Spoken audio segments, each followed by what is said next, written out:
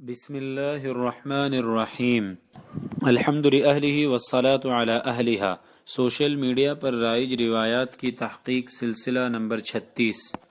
محترم حضرات، گزشتہ کچھ عرصے سے جب بھی یوم آزادی یعنی انڈیپینڈنس ڈے قریب آتا ہے تو اس حدیث کو کثرت سے لوگوں کے درمیان چلایا جاتا ہے، حب الوطن من الایمان، یعنی وطن سے محبت کرنا ایمان کا حصہ ہے۔ محترم حضرات، جاننا چاہیے کہ ملا علی قاری، علامہ زرکشی، امام سخاوی، امام عجلونی، امام سغانی، علامہ سیوطی اور علامہ طاہر پٹنی جیسے محدثین نے اس روایت کو من گھڑت، بے اصل اور بے سند قرار دیا ہے۔ چنانچہ ملا علی قاری رحمۃ اللہ علیہ الاسرار المرفوعہ میں لکھتے ہیں کہ امام زرکشی نے فرمایا کہ مجھے اس حدیث کی خبر نہیں۔ سید معین الدین صفوی نے کہا کہ یہ حدیث ثابت نہیں ہے۔ امام سخاوی رحمۃ اللہ نے فرمایا کہ میں اس حدیث سے واقف نہیں، لیکن اس کے مضمون کو صحیح کہا جا سکتا ہے۔ شیخ منوفی رحمۃ اللہ علیہ فرماتے ہیں کہ اس کے مضمون کے صحیح ہونے کا دعویٰ کرنا ایک عجیب بات ہے۔ امام سغانی رحمۃ اللہ علیہ نے اس کو من گھڑت کہا ہے۔ شیخ عجلونی نے فرمایا کہ شیخ نجم الدین غزی نے لکھا ہے کہ یہ حدیث ثابت نہیں ہے۔ امام سیوطی رحمۃ اللہ علیہ نے فرمایا کہ مجھے اس حدیث کی خبر نہیں۔ خلاصہ یہ کہ یہ حدیث حب الوطن من الایمان نبی کریم صلی اللہ علیہ وسلم کا کلام نہیں ہے۔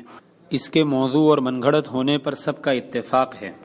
دیکھیے المقاصد الحسنہ صفحہ 183، الاسرار المرفوعہ صفحہ 109، المصنوع صفحہ 99، موضوعات السغانی جلد 1 صفحہ 2، الدرر المنتثرہ جلد 1 صفحہ 9، کشف الخفا جلد 1 صفحہ 345، تذکرۃ الموضوعات جلد 1 صفحہ 11۔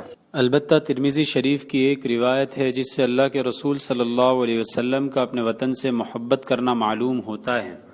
ہجرت کے موقع پر آپ صلی اللہ علیہ وسلم نے مکہ مکرمہ کو خطاب کر کے فرمایا تھا، اگر میری قوم مجھے نہ نکالتی تو میں تیرے علاوہ کہیں نہ رہتا۔